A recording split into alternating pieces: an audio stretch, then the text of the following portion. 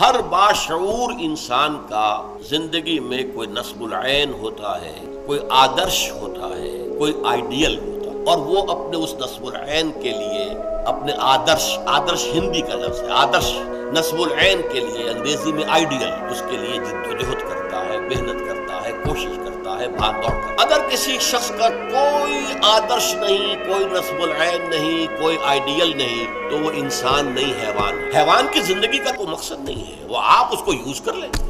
آپ نے بیل کو جوت لیا، آپ نے ہل کے اندر آپ نے استعمال کر لیا، ورنہ وہ تو محض انسٹنکٹس کی بنیاد پر زندہ ہے، پیٹ کھانے کو مانگتا ہے، ادھر سے ادھر سے کہیں نہ کہیں سے اپنا پیٹ بھرتا ہے، سیکس ہے اس کے اندر، پروکریشن کے لیے، نسل کو جاری رکھنے کے لیے وہ پورے کر لیتا ہے، پرندے ہیں تو گھونسلہ بناتے ہیں، یہ ان انسٹنکٹس کی بنیاد پر حیوان جی رہے ہیں، ان کا اپنا کوئی مقصد نہیں ہے۔ تو جو انسان اس سطح پر زندگی گزار رہا ہے وہ حیوان ہے۔ قرآن مجید نے ایک سے زائد مقامات پر کہا ہے